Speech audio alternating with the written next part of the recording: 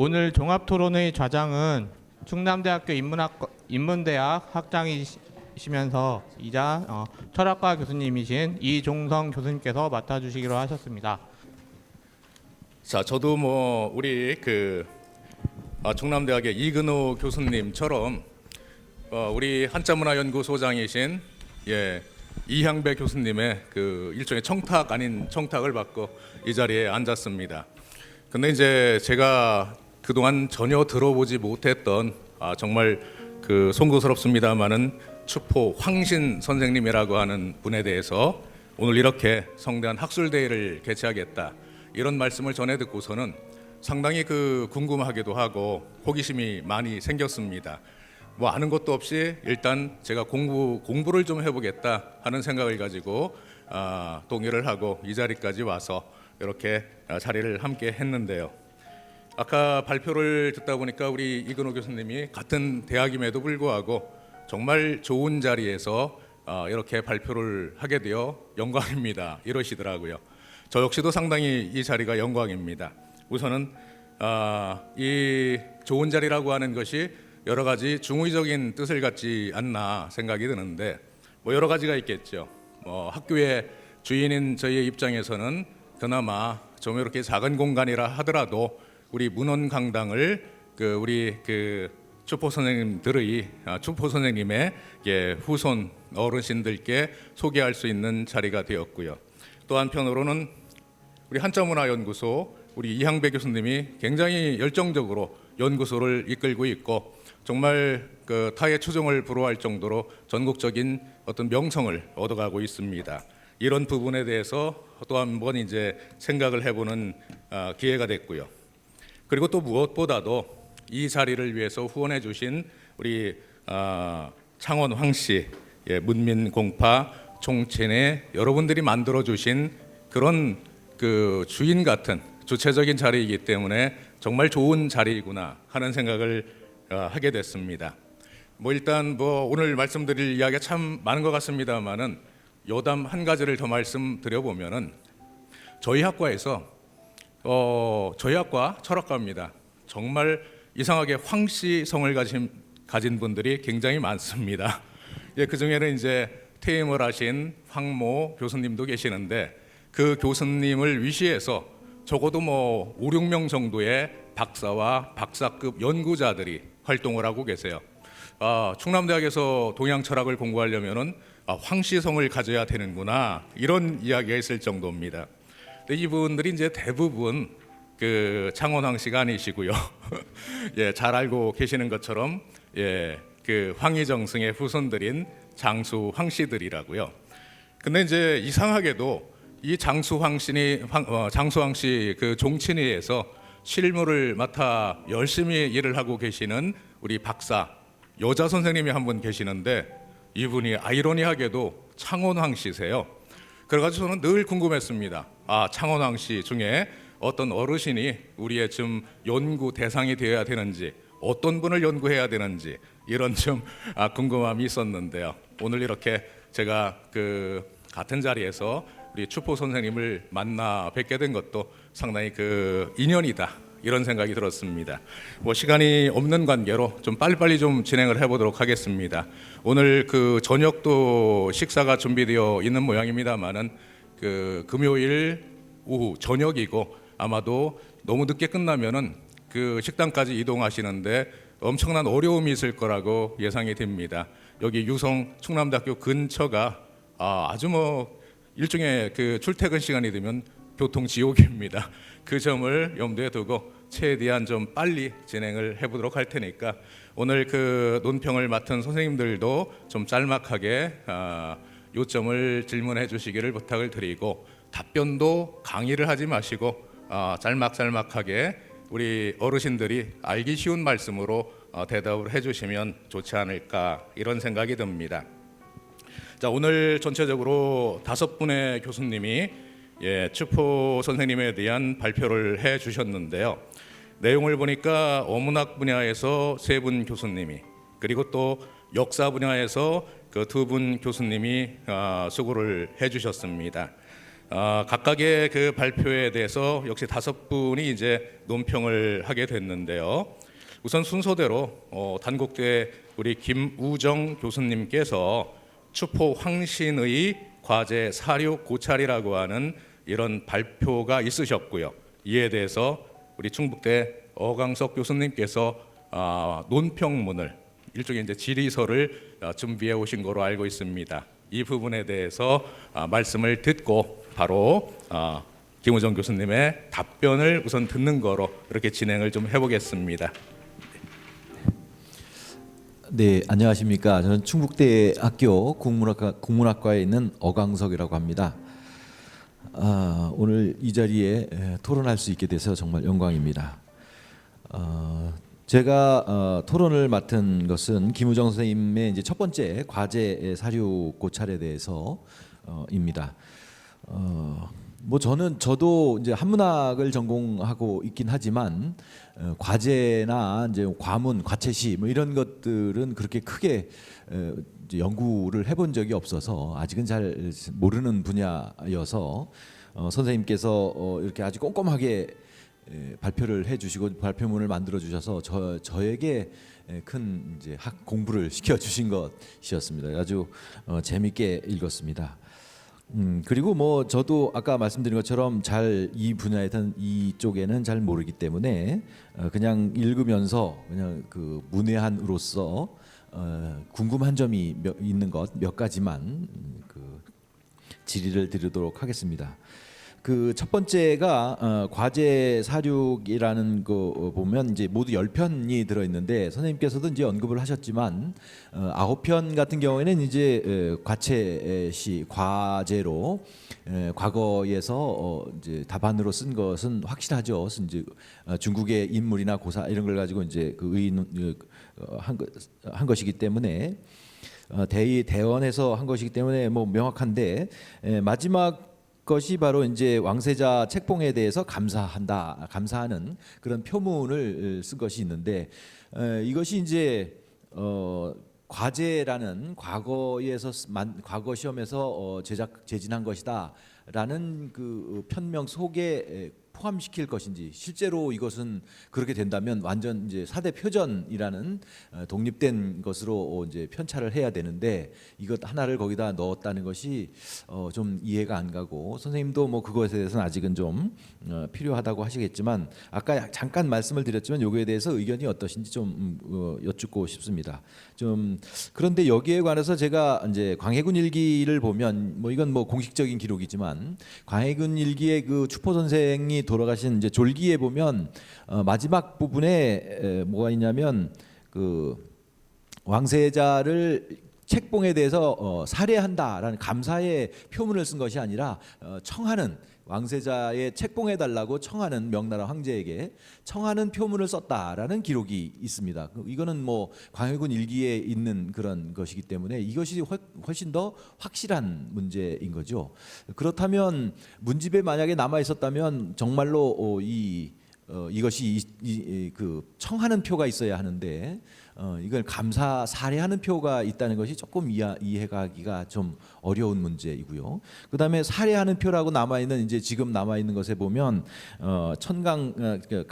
천강대임어 이 시인야의 뭐 이게 이제 맹자에 나오는 이것을 인용을 했는데 이 인용된 부분이 저기에도 있고. 그 청하는 표에도 있고 살해하는 표에도 있고 그렇습니다. 그러면 이것이 동시에 같은 그 문장이 그 두 개의 표에 있을 리가 없다는 것들도 좀 의문이 되고 그렇다면 이 지금 여기에 실려 있는 그 이 광해군 일기에 들어있는 이런 기록과 또 그다음에 추포집에 들어있는 요 표문과 어떤 관련이나 어떤 전후 사정이나 이런 것에 대해서 선생님께서 어떤 이렇게 생각하고 계신지 이것이 좀 궁금한 점이 있었습니다.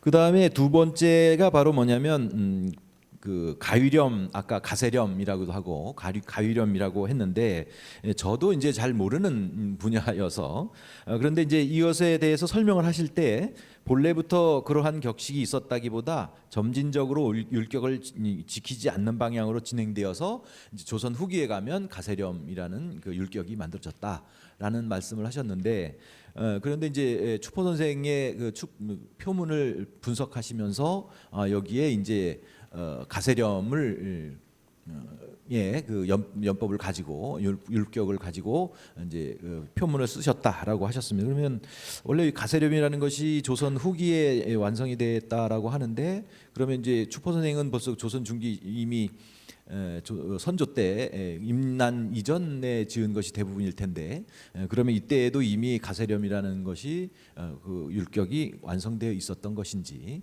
특별히 추포 선생께서 요 시기에 이제 가세렴을 즐겨 하셨는지 이런 문제에도 좀 궁금했습니다. 마지막은 뭐 그냥 시간상 뭐 그렇게 크게 중요하지 않은 것이어서 생략하도록 하겠습니다.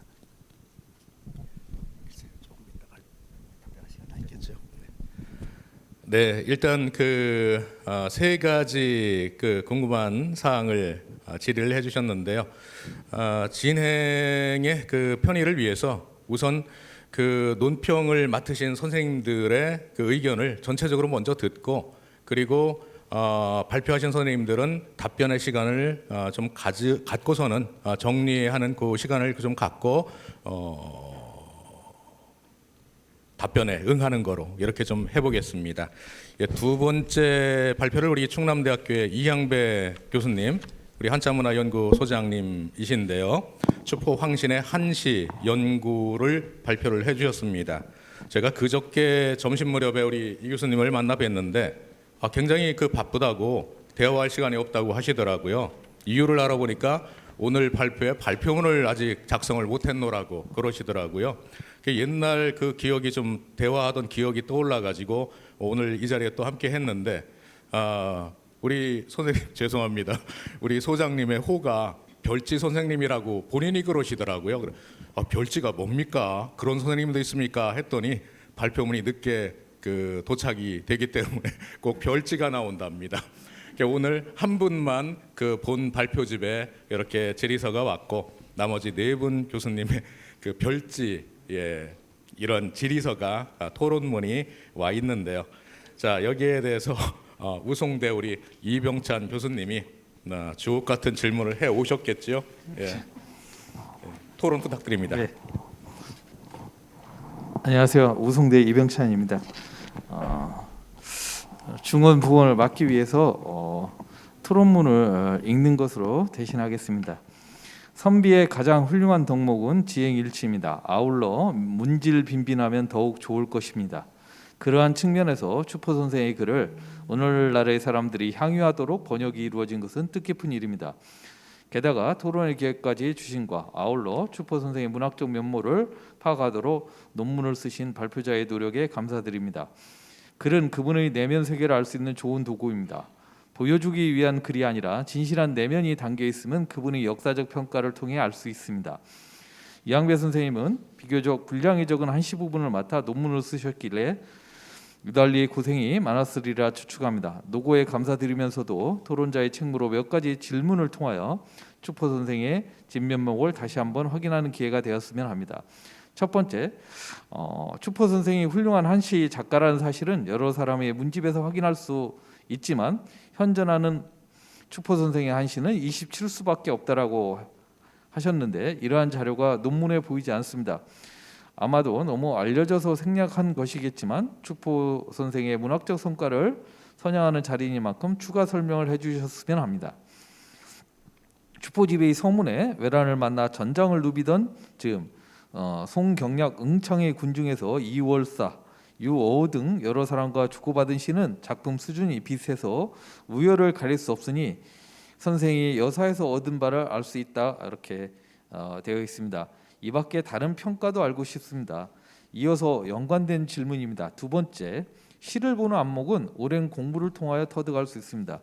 한시 비평이 전공이신 이향배 선생님이 보시기에 서문의 말처럼 월사 이종규나 어우 유몽인과 대등할 정도의 수준이라고 할 수 있는지 궁금합니다. 만약 월사와 어우 선생들과 대등한 수준이라면 시적 완성도는 말할 나위가 없는 수준입니다. 아쉽게도 3사 수청록에 추포 선생의 원문이 수록되지 않았습니다.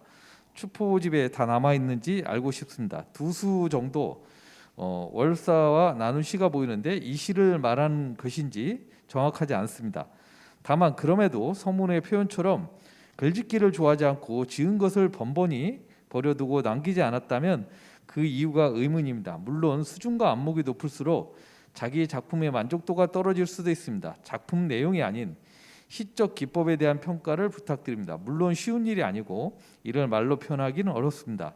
시화에 보이는 한 글자 평과 같은 간단한 느낌이라도 부탁드립니다.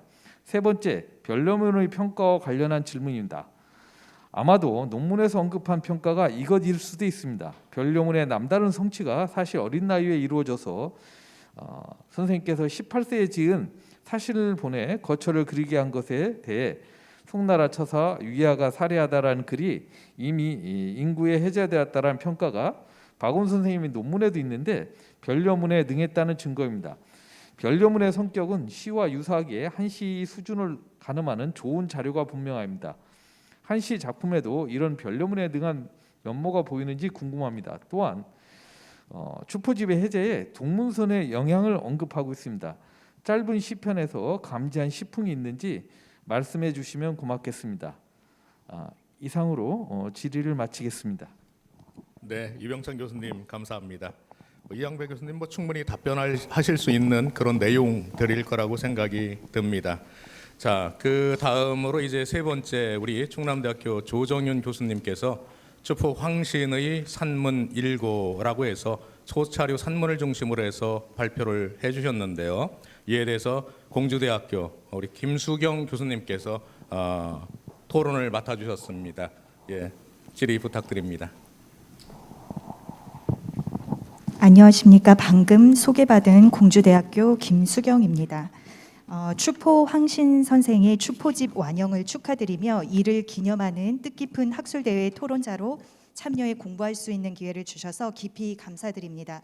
아울러 조정윤 선생님의 발표문은 제가 추포 황신의 소차류 산문을 이해하는 소중한 기회였습니다. 이 토론문을 준비한 것을 부분 읽도록 하겠습니다. 제 토론문도 별지에 있습니다. 죄송하게도 제가 추포 선생이나 소차류 산문에 대한 이해가 일천해서 선생님의 연구에 보탬이 될 만한 의견을 제시하기에는 역부족입니다. 선생님께서 발표문을 작성하시는 과정에서의 고민이나 생각을 추가적으로 청해 듣기 위해 몇 가지 질문하는 방식으로 토론자의 소임을 색책하고자 합니다.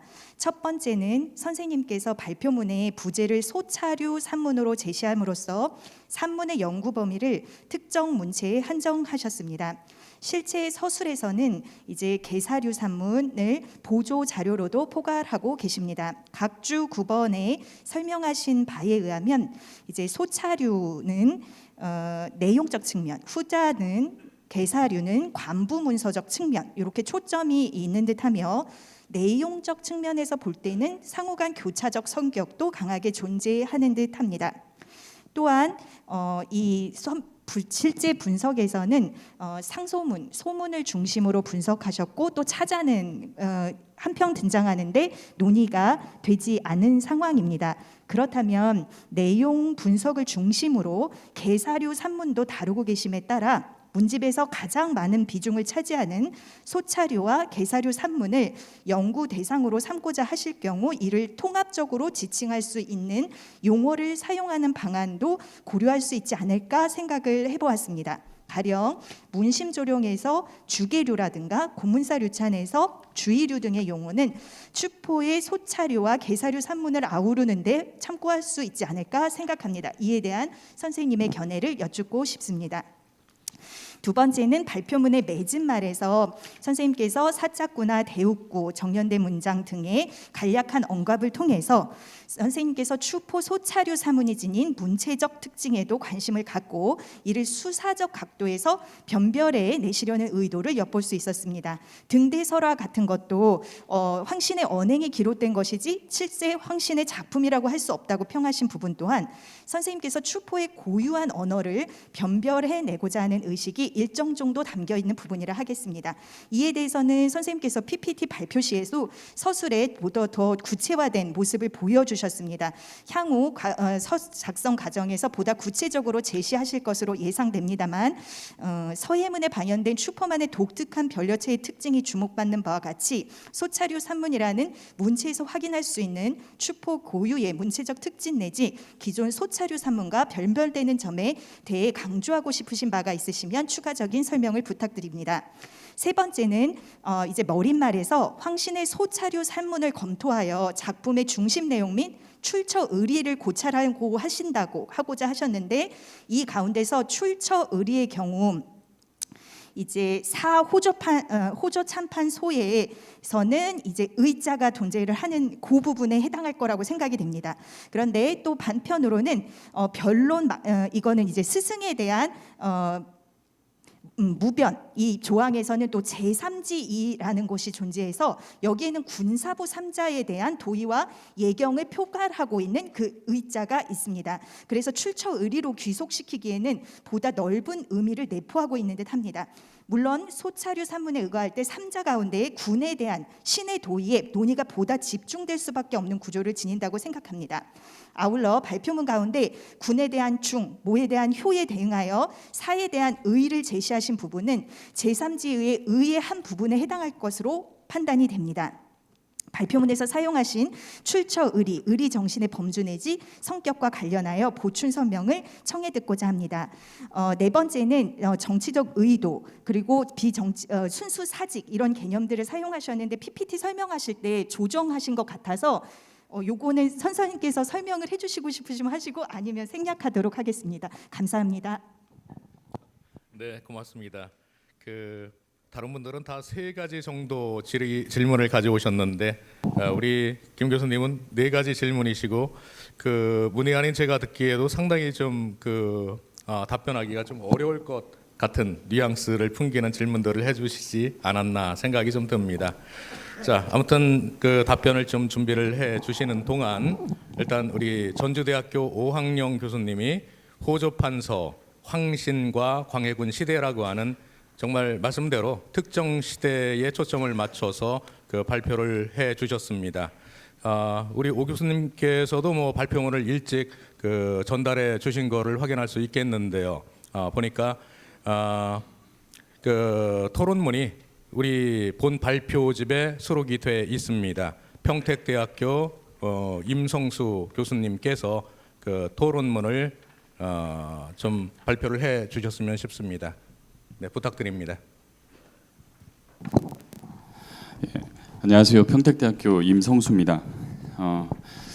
저는 이 호조하고 조선시대 국가재정을 전공하고 있습니다. 제가 처음에 토론 의뢰를 맡았을 때 추포 황신 선생님 이 토론이라고 하길래 사실 좀 제가 가면 안 어울릴 것 같습니다라고 얘기를 했었습니다.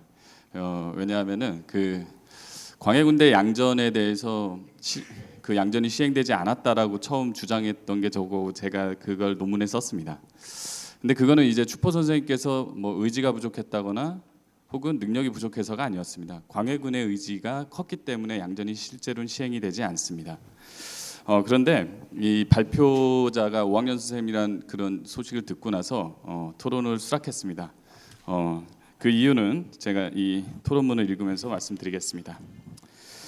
10길 물속은 몰라도 알아도 한 길 사람 속은 모른다는 말이 있습니다. 한 인간의 삶은 워낙에 다층적이고 다변적이며 변화무쌍하게 나온 말일 것입니다. 따라서 역사적 인물을 이해하고 그 인물을 통해 시대의 변화를 읽는 것은 매우 힘든 일입니다. 특정 인물을 통해 역사 변화의 요인을 찾는 것은 자칫 시대를 편협하게 해석하는 우를 범할 수도 있기에 역사가는 항상 경계해야 합니다. 상기한 인물사의 어려움에도 불구하고 추포 황신의 사상과 정치 활동은 임진왜란 직후 조선사, 특히 광해군 시대를 이해하는 데 매우 흥미로운 주제이며 조금 더 풍부한 역사적 의미를 부여해도 될 만한 가치가 있다고 판단됩니다. 이 토론자가 추포 선생님에 대한 공부가 일천함에도 불구하고 본 발표의 토론을 수락한 것은 이 오학년 선생님께서 전해주실 추포 황신의 정치 활동과 그것이 만든 광해군 시대의 변화, 그 해석에 대한 기대 때문이었습니다.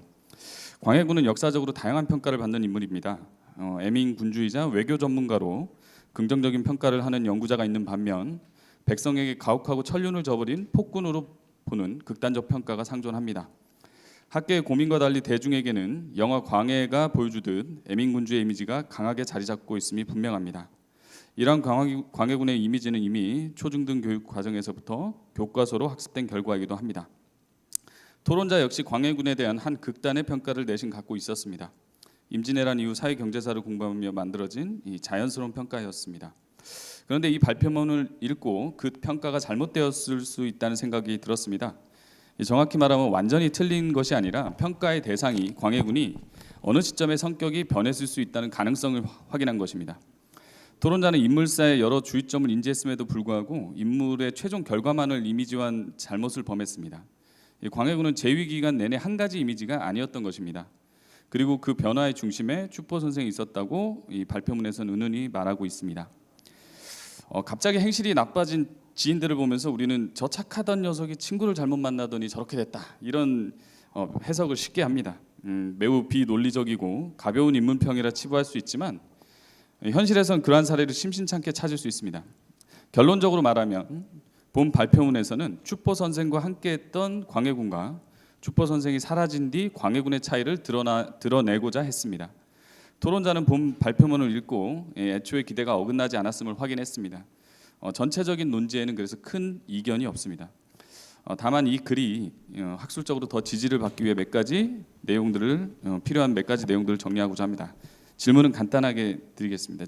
첫 번째, 호조판서 추포 황신이 유배가 광해군의 경제 정책에 영향을 미쳤다고 주장하기 위해서는 추가 논증이 필요합니다. 오학년 선생님께서는 이 추포 선생이 호조판서로 있을 때는 그 애민 정책과 그리고 국가 재정을 위한 정책이 충실하게 수행되고 있었는데 추포 선생이 유배간 이후부터는 광해군의 정책이 매우 이제 혼란해졌다, 이렇게 주장하고 계신데 국가 재정을 전공한 제 입장에서 보기에도 그 부분은 상당 부분 맞아 떨어집니다. 추포 선생이 유배를 떠난 광해군 5년 10월은 광해군 재위 기간 중에서도 가장 중요한 변곡점입니다. 임진왜란 이후 이 조선의 국가 재정이 전세 수입이 반감하면서 큰 어려움에 빠졌는데요. 그래서 파견한 게 조도사입니다. 조도사는 세금을 걷는 게 아니라 그냥 전국을 돌아다니면서 있는 돈을 이제 뜯어오는 겁니다. 아주 불합리한 제도죠. 그런데 추포 선생이 계실 때만 해도 조도사를 파견한 사례가 없었습니다. 근데 추포 선생이 유배를 가자마자 그 다음에 바로 조도사 파견이 시작됩니다. 이건 분명히 의미가 있을 거라고 생각합니다. 조도사뿐만이 아닙니다. 전세 외로 추가로 걷는 세금이 있었습니다. 시도 때도 없이 그걸 뭐 전세 결포라고 부르는데 땅에다가 걷어대서 결포라고 하는데 이 역시 추포 선생이 계실 때는 결포를 거둔 적이 한 번도 없었습니다. 근데 바로 추포 선생이 유배간 그 다음 해부터 결포가 징수되고 광해군 말기까지 결포 징수가 계속됩니다. 궁궐 건축도 마찬가지입니다. 추포 선생이 있을 때 없을 때에 지출됐던 건축비의 차이가 아주 현격합니다. 그러니까 광해군의 경제 정책에 추포 선생이 끼친 영향이 막대하다 할 수 있는데 이 부분을 제가 지금 말씀드린 몇 가지 사례를 더 추가한다면은 이 객관적으로 증명이 가능하지 않을까 생각이 듭니다. 이번 광해군 시기 공유주의인 산림천택 점유 현상은 어느 수준이었는가? 이 발표문에서는 이 광해군 시기에 그 추포 선생님께서 그 문집에 쓰신 어연 문제를 가지고 공유지 전반에 대해서 논의를 확장하고 계신데 사실 광해군 시기까지만 해도 궁방전이나 산림천택에 대한 점유가 심하던 시기는 아니었습니다. 인조 즉위 이후에 그게 심해지는데요. 이미 광해군 시기에는 임난 때 왕족들이 많이 죽고 이게 흩어진 상태였기 때문에 이전 시기보다 심하진 않았었는데 이 부분에 대해서는 좀 적절한 밸런스 있는 서술이 필요하다는 생각이 들고요. 세 번째, 대동법의 징수액 설정과 방납 문제인데 이 부분은 저한테는 중요한 얘기인데 사실 이 학술 대회에서는 중요한 얘기가 아닐 수도 있기 때문에 생략하도록 하겠습니다. 예, 네 번째, 추포 선생의 개혁안을 뒷받침할 시대적 배경과 제도 변화의 추이를 보강했으면 좋겠다라고 했는데 왕현 선생님께서 잘 보강해 주시라 믿습니다. 다만 이제 아마 시간 관계상 이 자세한 그 배경 설명을 안 해주셨는데 그 추포 선생님께서 그 말씀하신 경제 정책이나 호조판서로서의 그 업적을 좀 더 분명하게 드러내기 위해서는 광해군 그 즉위 초반에 경제 상황이나 정치 상황 등을 좀 상세히 서술해 주셨으면 좋겠다라는 생각을 했습니다. 예, 토론 마치겠습니다. 네, 감사합니다. 뭐 전문가답게 아주 뭐 그 세세한 부분까지 잘 지적을 해주시지 않았나 이런 생각이 듭니다. 뭐 우리 발표를 하셨던 오학용 교수님께서도 그런 말씀을 하셨습니다만은 그 지금까지 뭐 그 광해군 이 대의 어떤 연구가 주로 정치사적으로 연구가 됐다면 그거에 비해서 좀 그 경제사적인 측면의 연구가 필요하지 않느냐 하는 문제 의식이 있었던 것 같고요. 그리고 직위 자체가 또 호조 판서 때에 이루어졌던 그 광해군 시대를 초점을 맞추고 있다 보니까 이 부분에 대한 경제와 관련되어지는 그 연구가 오늘 있었고 거기에 대한 어떤 질의가 있었고 질의 이외에 또 이제 일종의 보완적인 작업이 이루어졌으면 하는 이런 바람이 있었던 거로 확인이 되어집니다. 자, 오늘 마지막으로 발표해 주신 우리 충남대 국사학과의 이근호 교수님께서 그 황신의 인적 연망, 뭐 인적 연망하니까 알아듣기가 좀 어렵습니다만은 본인도 아까 인적 네트워크라고 이렇게 말씀을 해 주셨습니다. 예, 황신 선생의 인적 네트워크와 정치 활동이라고 하는 이러한 그 발표에 대해서 충북대 김의환 교수님께서 그 토론을 해 주시겠습니다. 부탁드립니다. 안녕하세요. 충북대 김의환입니다. 저도 저 발표문을 받고 그 수업을 갔다 와서 이제 메일을 열었더니만 수업이 5시에 끝났는데 원래 저 발표자한테 미리 보냈다는 걸 연락을 받았습니다만 그 다음 날 아침까지 보내달라고 해서 좀 황당했는데 그래서 잠을 좀 줄여서 그 다음 날 저녁 때까지 보내왔습니다. 다행히 이렇게 실려서 영광입니다. 자, 여담이고요. 저는 몇 시간 만에 이렇게 빨리 읽은 거라서 뭐 자세하게 읽지는 못했습니다만 그냥 전체적으로 글 논지에 대해서는 뭐 별다른 의견은 없고요. 이 논문이 완성되기 위해서 이제 보완했으면 좋겠다는 사항 몇 가지만 그냥 간단하게 언급하겠습니다.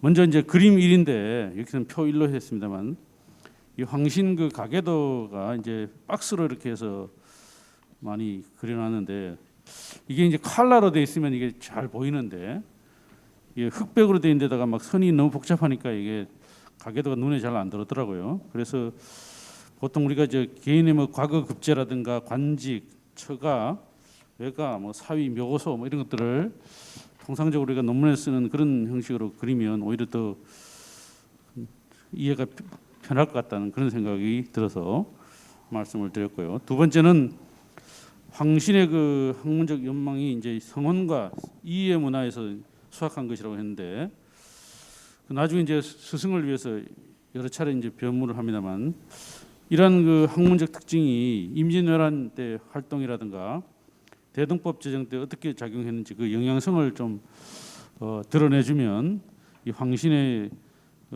위상을 우리가 좀 이해하는데 도움이 될 것 같습니다. 그리고 세 번째는 그 표 1에서 제시한 그 황신의 대요 5개조하고 이제 근무 5개조 여기 이제 오학영 선생님 글에서 보니까 또 이게 언급이 되어 있는데 이 글에서는 이제 그런 것이 없이 그냥 표로만 이렇게 제시하다 보니까 그게 정치 경제 사상을 이제 이해하는데 좀 어려움이 느꼈습니다. 그래서 이 부분도 다음 그 글을 완성할 때 보완이 좀 되었으면 좋겠고요. 그 다음에 이런 것들이 이제 대동법 제정하는 과정에서 어떤 관련성을 가지고 있는지 이 황신의 그 사상적 특징을 언급할 필요성이 있을 것 같습니다. 그 네 번째는 이제 역시 이제 이것도 마찬가지 오황영 선생님 글에도 좀 일부가 보입니다만 대동법 제정 때 그 입장 불균과 이제 전결에 더가에 따른 공납세의 분정 이걸 제시했다고 했습니다만 이렇게만 하고 말아서 과연 이것이 이제 황신이 당시에 어떤 정도의 영향성을 가지고 추진을 했는지 또 그것이 어떻게 정책에 반영되었는지 이런 것들이 좀 언급이 되어야 이 당시의 사회상이라든가 그의 위상을 이해할 수 있을 것 같습니다. 그리고 뭐 다섯 번째는 그냥 넘어가겠습니다. 앞에서 언급을 하셨기 때문에 다른 분들이. 그리고 여섯 번째는 이 논문 마지막에 어차피 이제 정치 활동이니까 생애에 대해서 나이라든가 시기별로 이렇게 표를 만들어서 거기에 대해서 도움이 될 수 있도록 이력을 작성해 주시면 글에 이해에 도움이 될 것 같고, 또 그다음에 황신에 대해서 후대에 어떻게 이제 이 부분을 평가하는지 여기에 대해서 좀 궁금합니다. 그 나머지 기타 사항은 그냥 생략하고, 그래서 한 가지만 이제 묻고 싶은 거는 제가 이거 황신이 도대체 누군가 싶어서 네이버에 검색을 해봤더니만 공주시에서 뭐 메돌의 역사 인물 이렇게 해서 했는데 보니까 이 황신의 생물 연도가 다 달라요. 그래서 인터넷에, 그래서 여기서도 보니까 1562년부터 1617년 이렇게 또 하시는 분도 있고 한데, 이것도 명확하게 좀 족보라든가 다른 자료를 확인해서 명확하게 밝혀주면 고맙겠습니다. 이상입니다. 감사합니다. 네, 고맙습니다. 요즘 뭐 인터넷 자료가 잘못된 허위 정보도 많고 뭐 가짜 뉴스도 많이 양산하고 있는데, 우리 선조들에 대한 정확한 정보가 잘못 정리되어 있는 부분들이 꽤 많습니다. 중요한 지적을 해주신 것 같은데요. 이 자리에 계신 여러 어르신들이 좀 노력을 해주시고 우리 한자문화연구소의 이양배 교수님께 좀 숙제를 드려야 될 것 같습니다. 좀 찾아지는 대로 오류를 좀 바로 잡아 나간다면 보다 정확한 우리 추포 선생님에 대한 정보가 널리 유포될 수 있지 않을까 생각을 해봅니다. 자, 다섯 분의 토론자 선생님들께서 좋은 지적을 해주셨는데요. 시간이 많이 남질 않았습니다. 이제 질의된 내용에 대해서 발표한 선생님들께서 약 3분 정도의 대답을 좀 해주시면 좋을 것 같은데, 순서를 조금 바꿔가지고 거꾸로 마지막에 발표해 주셨던 우리 이근호 교수님께서 방금 전에 들었던 우리 김의환 교수님의 질의가 굉장히 많은데요. 결국은 이제 뭐 보완해야 될 그런 부분 같고요. 5번하고 6번 문항에서 보면 당시 우리 추포 선생님에 대한 학문적 수준이나 평가, 그리고 후대의 역사적 평가 문제를 주로 좀 질문을 해주셨는데, 이 부분에 대해서 간략하게 좀 답변을 해주시면 어떨까 싶습니다.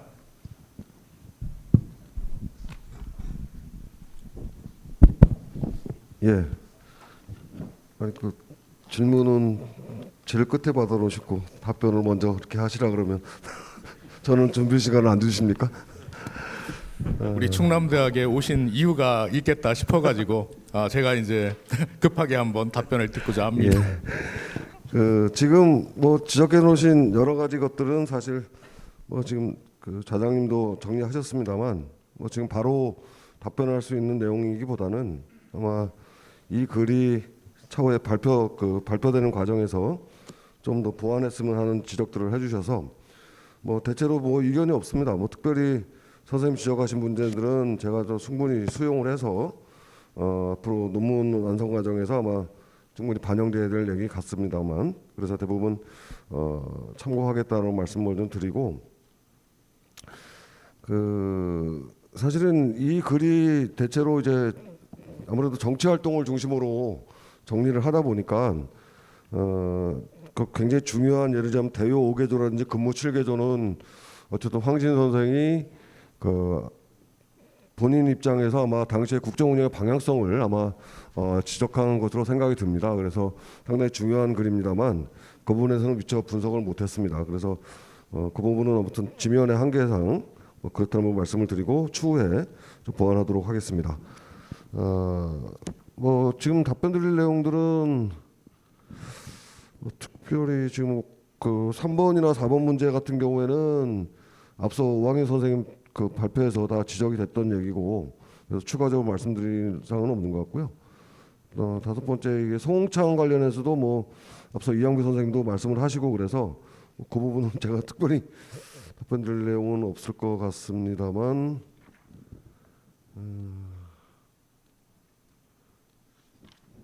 다만 이제 여기서 뭐 추가적으로 그 연도 부분은 다시 한번 확인하도록 하겠습니다. 지금 족보에서는 1562년으로 지금 나오고 있어서요. 제가 이건 현재 지금 민족문화 대백과사전을 아마 참고를 한 것 같은데 연도는 그거는 좀 추가적으로 수정하도록 하겠습니다. 그리고 다만 그 마지막 기타 사항에서 마지막 7번째로 지적하셨던 맨 마지막 7번째 마지막 문제에서 강화도 같은 경우에 지금 현재 족보에는 대체로 장영면 대묘동으로 나오더라고요.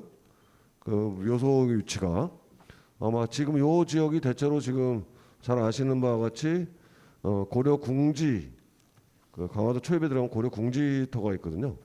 궁지가 있는데 그 근처 일대로 아마 추정이 됩니다.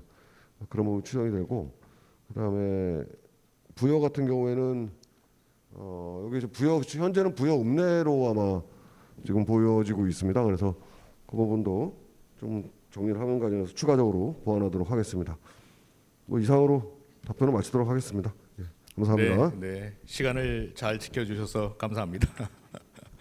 네, 충분히 시간을 더 드려야 되는데 일단 오늘 진행이 잘못하면은 6시를 넘을 것 같아가지고요. 일단 짤막짤막하게 답변을 좀 듣도록 하겠습니다. 이제 그 뒤에서 두 번째 발표를 해주셨던 전주대학교 우리 오학영 교수님께서 멀리 지금 독일에 가 계시는데요. 일단 그 호주판서 황신과 광해군 시대라고 하는 특정한 이런 주제를 가지고 좋은 발표를 해주셨고요. 그에 대해서 우리 평택대 임성수 교수님께서 전문가답게 그게 4가지 정도의 질의, 뭐 아니면은 이제 그 질의라기보다는 이랬으면 어떨까 하는 그 향후 보완책에 대한 말씀을 해주셨습니다. 혹시라도 그 토론을 들으시고 우리 오 교수님께서 답변해 주실 부분이 있으면 좀 자유롭게 대답을 해 주셨으면 어떨까 싶습니다. 예, 독일까지 네, 오학영입니다. 네네네. 네, 좌장님 말씀대로 보완이기 때문에 제가 역시 토론자는 잘 선정하는 것 같다는 생각이 듭니다. 이런 토론자를 만나면 논문이 완성도가 대폭 올라가죠. 4가지 질문 모두 반영하거나 혹은 제가 앞으로 공부할 때 염두에 둬야 될 부분들입니다. 특히 이 첫 번째 질문 같은 경우에는 이 제시한 사료만으로도 제 논문을 보완하는데 충분할 것 같고, 뭐 산림선택 공유지 문제는 앞으로 이건 우리가 같이 풀어야 될 문제인 것 같고, 대동포 방랍 문제도 방랍은 구조의 문제이기도 했죠. 인간의 모든 폐단들이 사리사욕 때문에만 생기진 않죠. 시스템 자체가 문제가 있을 때도 생기는데 이 부분에 대한 지적은 이미 기존 최근 연구에서 나왔고 임성수 교수께서도 얘기한 바 있고 저도 염두에 두고 있는 측면입니다. 광해군대의 문제와 앞으로 관련이 될 텐데 저는 강원대는 폭군의 시대라기보다 혼군이죠. 혼군은 혼란이라기보다는 우리가 정신이 혼미하다 할 때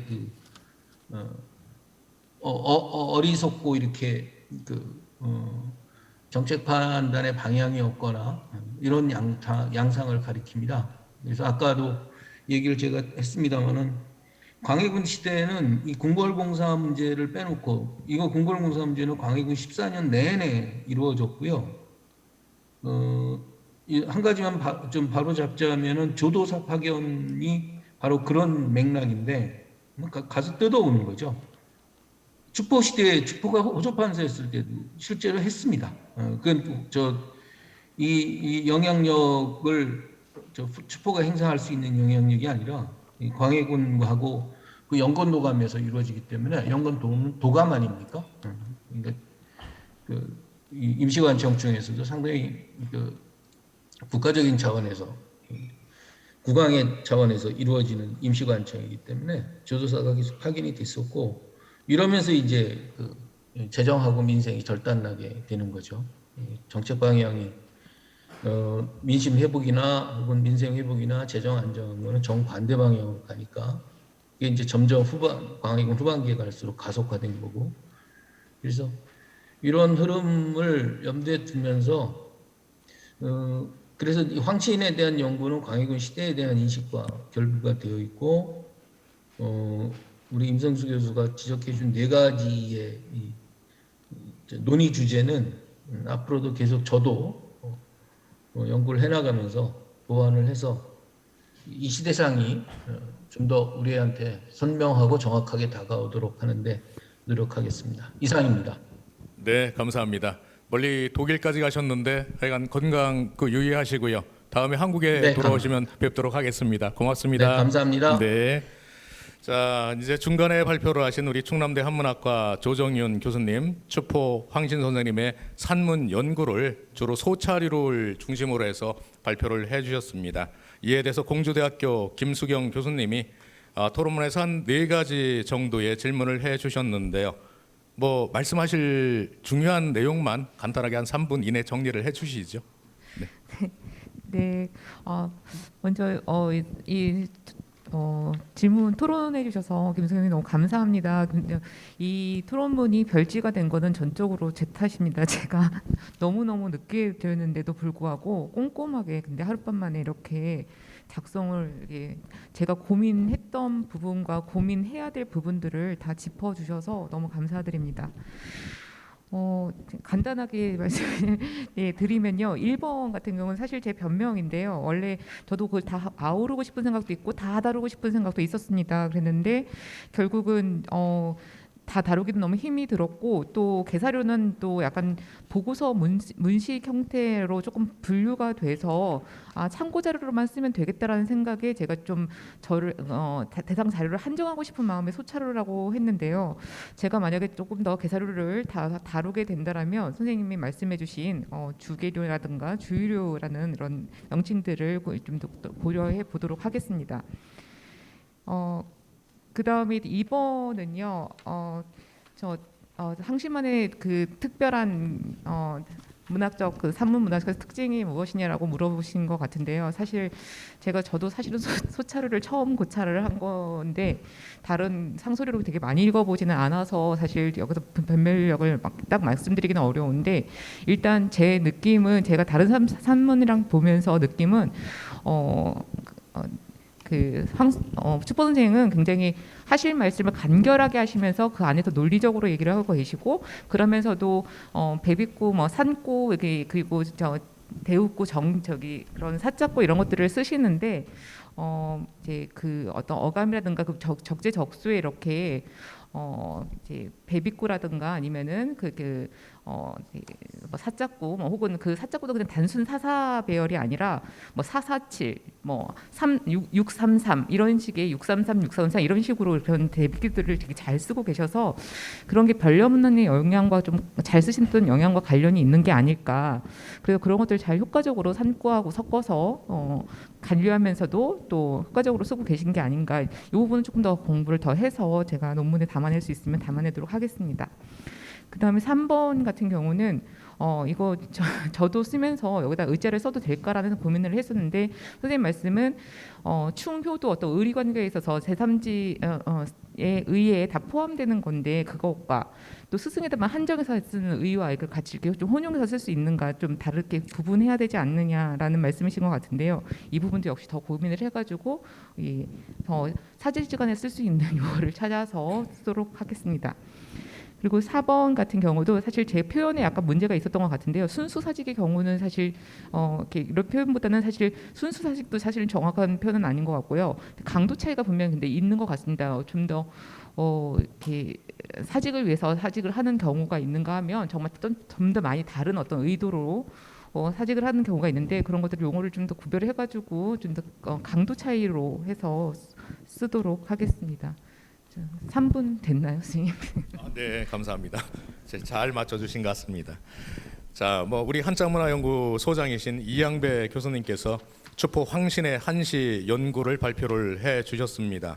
정말 짧은 시간에 많은 연구를 해주신 거로 제가 알고 있는데 제가 중간중간에 제 사무실을 좀 올라갔다 내려올 수밖에 없었습니다. 그 중간에 내려오다 보니까 우리 소장님께서 그 제 이름을 막 거명을 하고 계시더라고요. 그래가지고 이제 사석에서 제가 여쭤봤어요. 아니 저하고 동명 이인인 그분은 도대체 그 영의정을 했던 그 이종성입니까? 그러니까 그게 아니고 중국 명나라 사신입니다. 그러는 거예요. 아, 참 다행이다 싶었습니다. 우리 조상이 저하고 같은 이름이었는데 사신으로 갔다가 뭐 일본 사람들이 무서워가지고 도망을 갔다면 참 문제가 심각했구나 이런 생각이 좀 들었고요.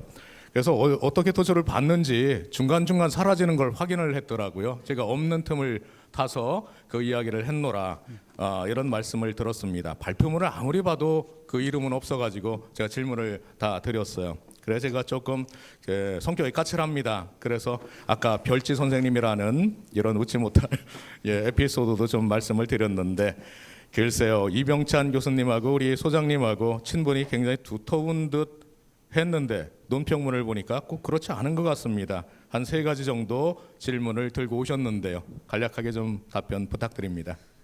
예, 감사합니다. 그 질문 순서에 따라서 말씀드리도록 하겠습니다. 사실 설명하기도 말씀드리기가 쉽지 않은 질문입니다. 예, 간단하게 되도록 요약해서 말씀드리도록 하겠습니다. 첫 번째 질문, 추포의 한시 27수밖에 없다라고 했는데 사실은 그 문집에 그걸 다 쉬어보면 27수이고요. 혹시 다른 집에 또 실린 게 있나 다 검색을 해봤는데 나온 거는 제가 발견을 못했습니다. 그게 전부고요. 그다음에 그 작품 수의 우열인데 사실은 그 3사 수창록에 수록된 그 월사가 정리해 놓은 거거든요. 그러니까 아마 그 추포 한시도 정리할 때 거기서 빼서 정리한 게 아닌가 이 생각이 들고요. 근데 그 서로 3분이 수창을 할 때 수준이 안 됐으면 거기서 실지 않았겠죠.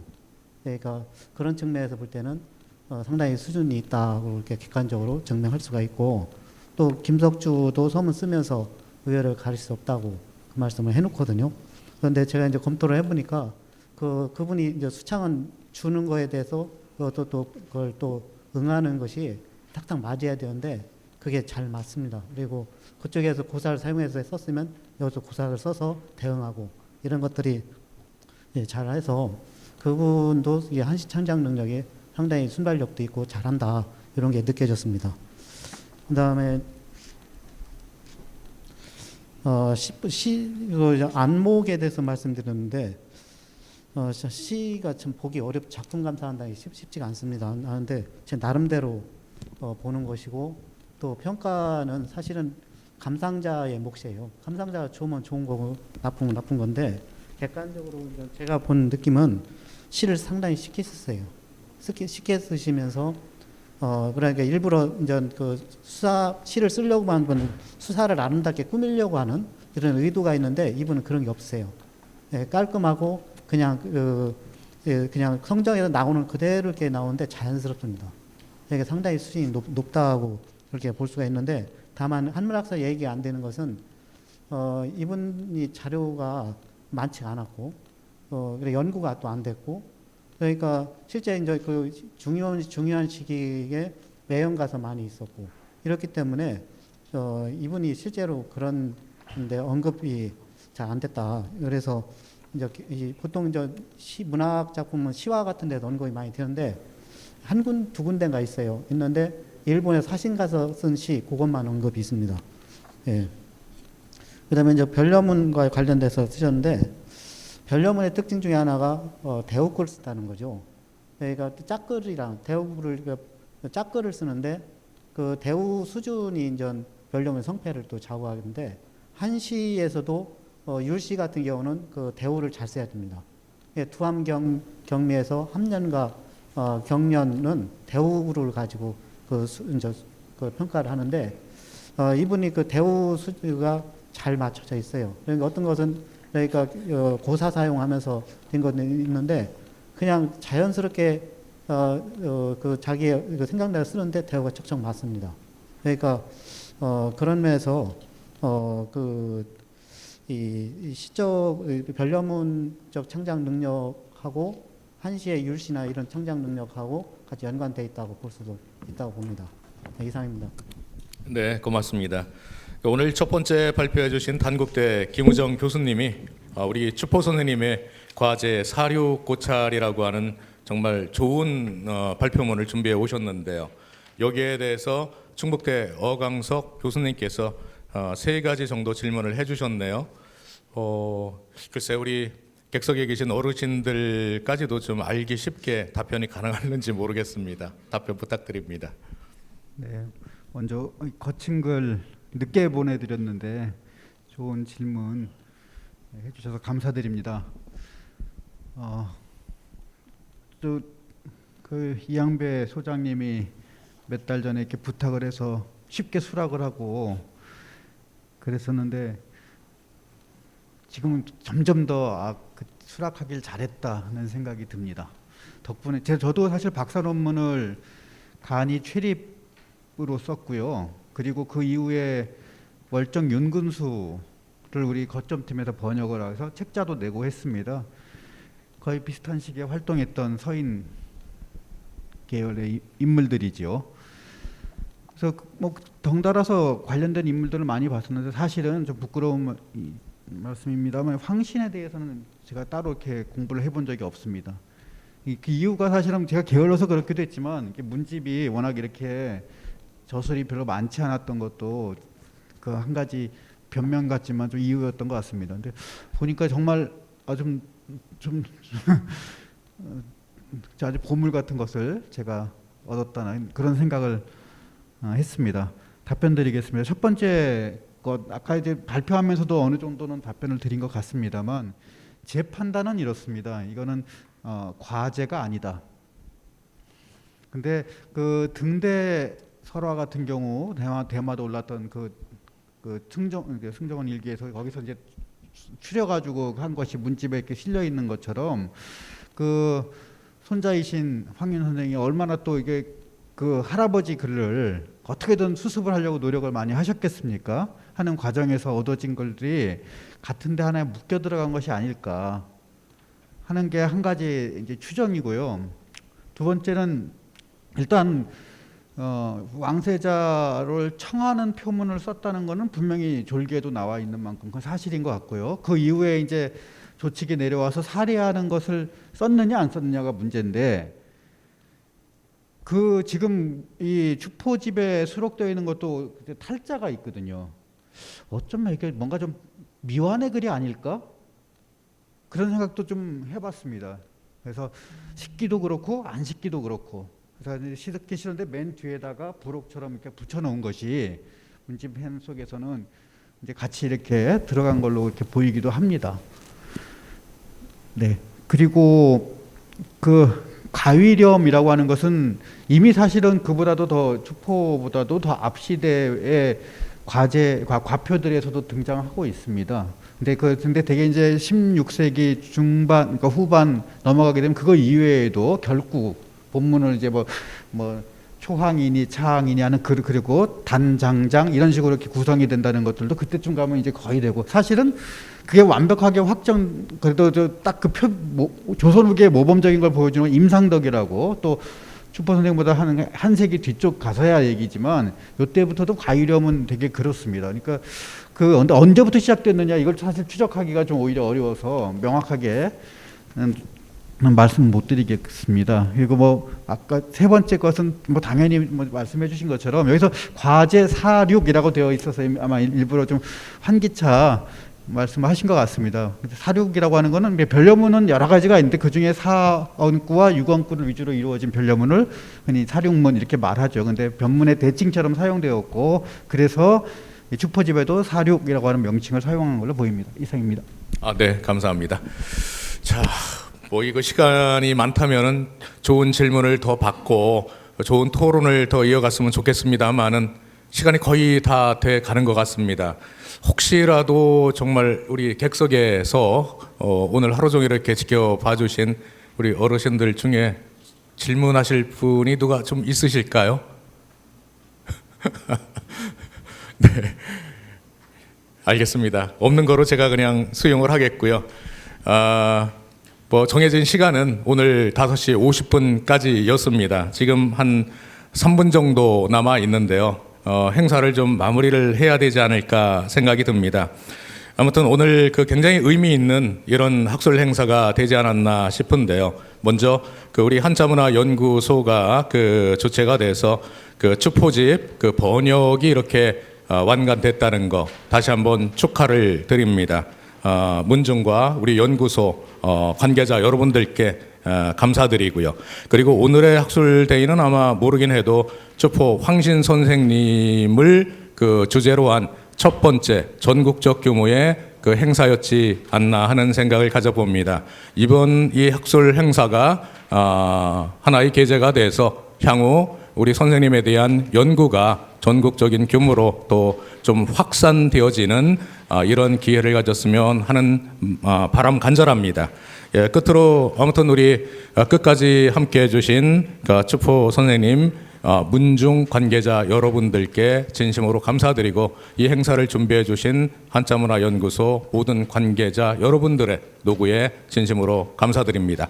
마지막으로 폐회를 그래도 해야 될 테니까요. 우리 소장님 폐회사를 듣도록 하겠습니다. 갑자기 폐회사를 하라고 해서 무슨 말인지는 모르겠습니다만 그 바쁘신데도 불구하고 이렇게 참석해 주신 문중 어르신들께 정말 감사의 말씀드립니다. 사실은 추포 같은 그런 어르신들은 진작에 연구가 됐어야 되는데 그동안 학계에서 사실 저희 한문학 쪽에도 그렇고 이렇게 좀 게으른 것들 측면도 있고 이런 측면이 있어요. 그래서 연구력도 부족하고 이런데 이제 이번 번역을 계기로 해서 첫 번째 학술대회를 가진 거에 대해서 사실 저들 기쁘기도 하고 또 더 성대하게 했으면 좋을 텐데 죄송하기도 하고 이런 측면이 있습니다. 하여튼 부족한 면이 있더라도 잘 양해해 주시고 다음부터 더 응원을 더 해주시면 더 좋겠고 또 무엇보다도 저희 번역팀들 젊은 사람들이 이렇게 와서 열심히 일을 하고 있습니다. 이게 좀 박봉에 이렇게 하고 있는데 이런 것들 좀 같이 응원 좀 많이 해주시고 이렇게 좀 도와주시면 감사하겠습니다. 더 열심히 하도록 하겠습니다. 감사합니다.